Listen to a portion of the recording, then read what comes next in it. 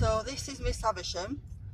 So I'm now on my way to the Sheffield Cholera Monument. I thought it was quite timely and appropriate to film this monument at this time. So I haven't actually been before, but I can see it on the skyline. Wherever you go in town, you can see it, but I've never actually visited it before, oddly enough. So now I can see it coming to it in the distance. So I'm going to get out of the car and we're going to film. So here we are at the Clay Woods and Cholera Monument in the Norfolk Park, which was the land owned actually by His Grace the Duke of Norfolk. So I think that's interesting to one or two people. I know Andrew has been talking about connections with the Duke of Norfolk and Baltimore in Maryland. So a lot of this land in Sheffield was owned by the Duke of Norfolk, and in fact Mary Queen of Scots was imprisoned for 14 years in Sheffield Castle, and it was under the stewardship of the Duke of Norfolk at the time. So here we are approaching the Cholera Monument. Now this was in remembrance of the 402 people, paupers, who actually died in the cholera outbreak of 1832. But there was one person amongst them that wasn't a pauper, and that was the Master Cutler.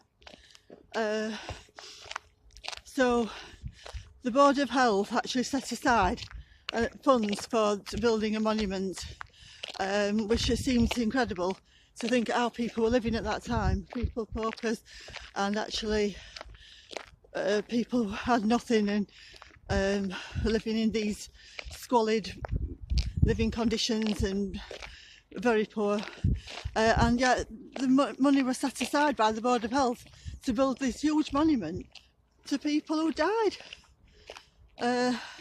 And they were all paupers apart from the Master Cutler. To me that just sounds incredible. So it was struck by lightning, I think, in 1990, and this shows that the lightning conductors don't work, because there will have been a lightning conductor, so-called, at the top, I presume, but it was struck by lightning and some refurbishment work had to be done. But yeah, it's quite amazing, because I've never been up here before, but you can see it, like I said, from down below.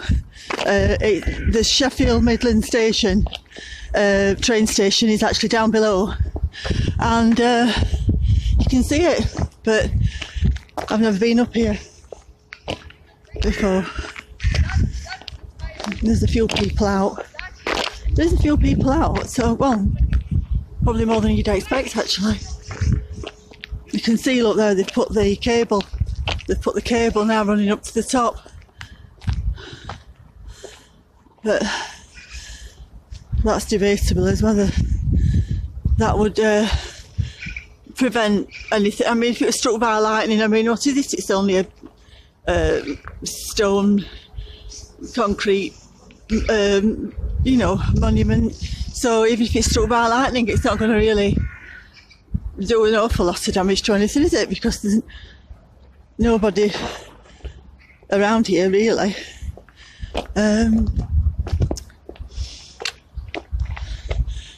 Now that, to me, that lady in the alcove, that is the lady who is the Temple Virgin holding the sheaf of wheat. Virgo the Virgin, that's who it is. She's got a sheaf of wheat down there on a shield. That's what it symbolises, the Temple Virgin. And to me, that is symbolising sacrifice. That's what the Temple Virgin was. The virgins were taken to the temple to be sacrificed. Now let me see, I'm going to just show the view. That's the view down over the city.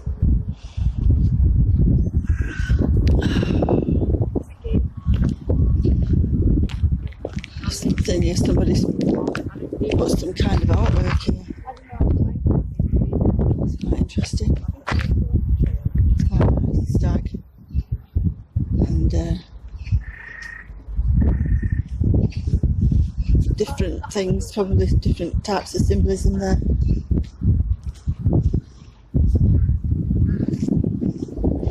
Somebody's been commissioned to do this artwork. There's a bird on it as well.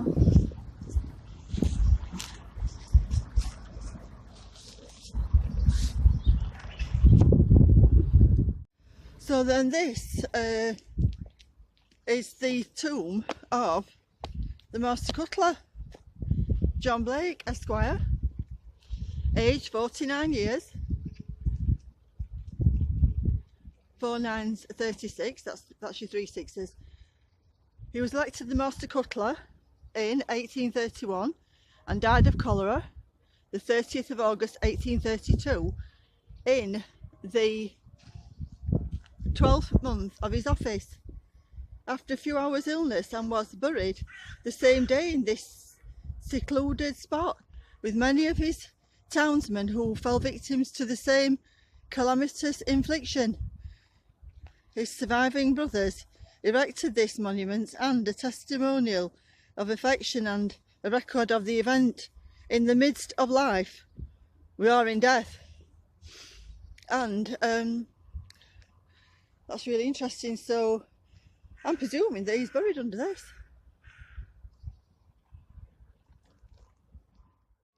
So this I've just spotted is the grave of sacred to the memory of George Toyne, who died of the cholera on the 3rd of September 1832, aged 46 years. Now, as I've mentioned before, that number 46. Erected by his widow Mary Toyne. How interesting is that? Now here I've got another panoramic view over the city of Sheffield. This is actually up here. If people have seen the film, The Full Monty, which was filmed in 1997 in Sheffield on location, and it was done in different location areas, and one of them was up here. So if you look at that film, you see this is one of the scenes that was in the film, and actually, in actual fact, one of the scenes was also filmed in my back garden where I was living at the time, and they asked if they could use my back garden, and that is the washing line scene. That was in my back garden, and that's my washing on the line.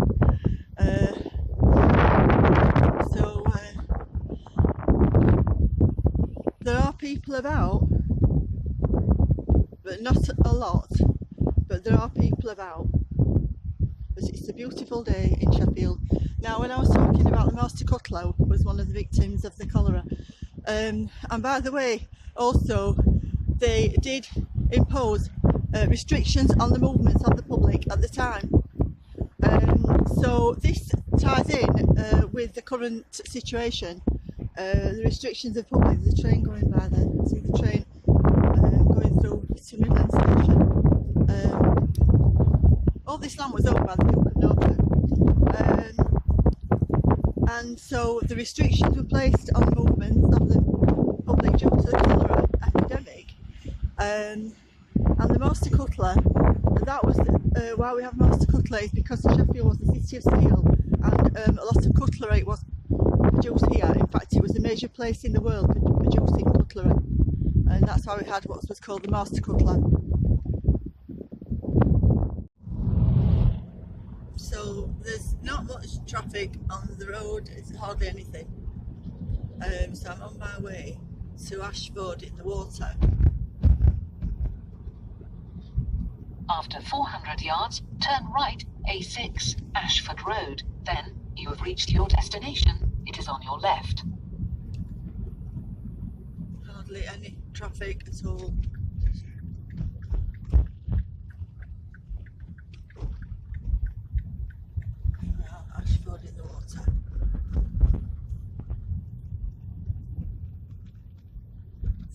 It's a Turn terracotta left, model. Church Street.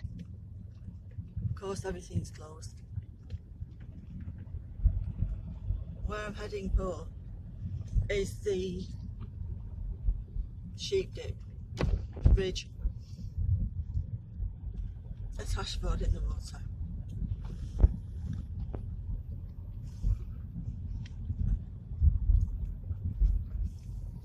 It's the church, I've already done that one. And that was the old cottage house. It was the sunken house that I filmed before.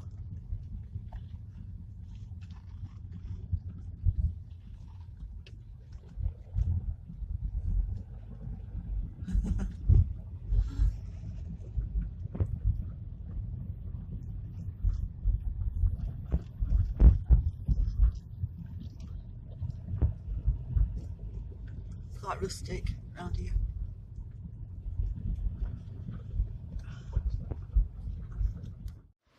This is what's called Sheep Dip Bridge.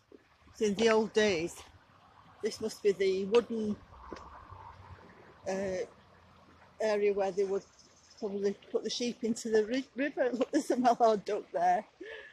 There's a few on swans. But this is where they used to put the sheep in to clean the coats of the ticks, and that's why it's called Sheep Dip Bridge. Very picturesque. However, it does seem eerie because there is no one around. There's just one person over there.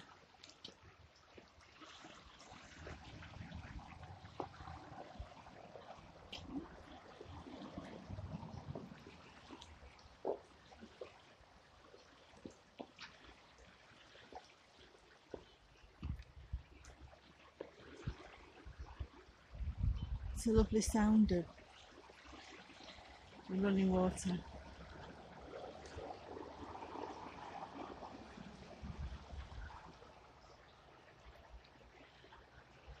Now in this village, in Ashford, in the water,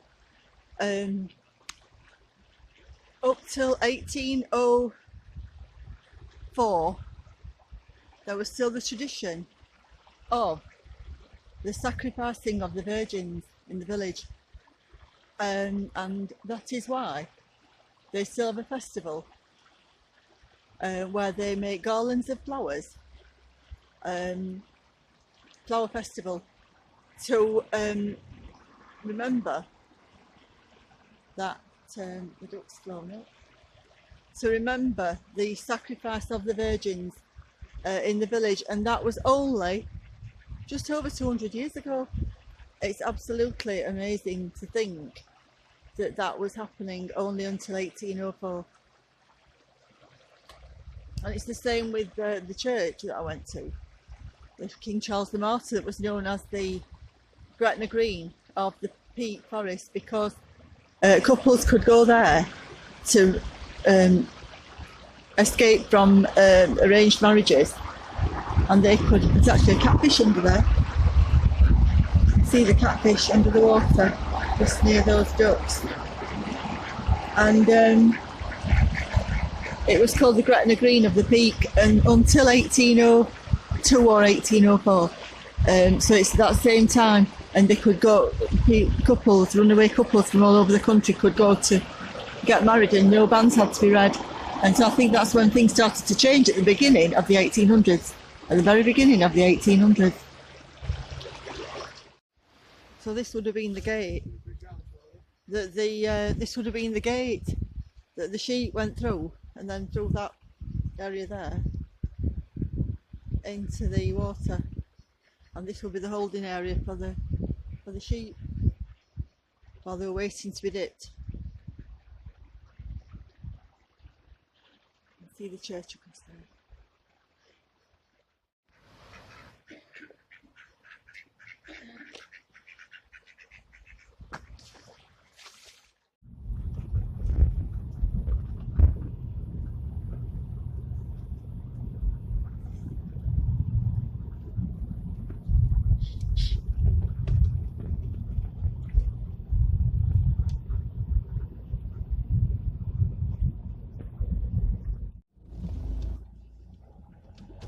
This is another strange road sign, which is...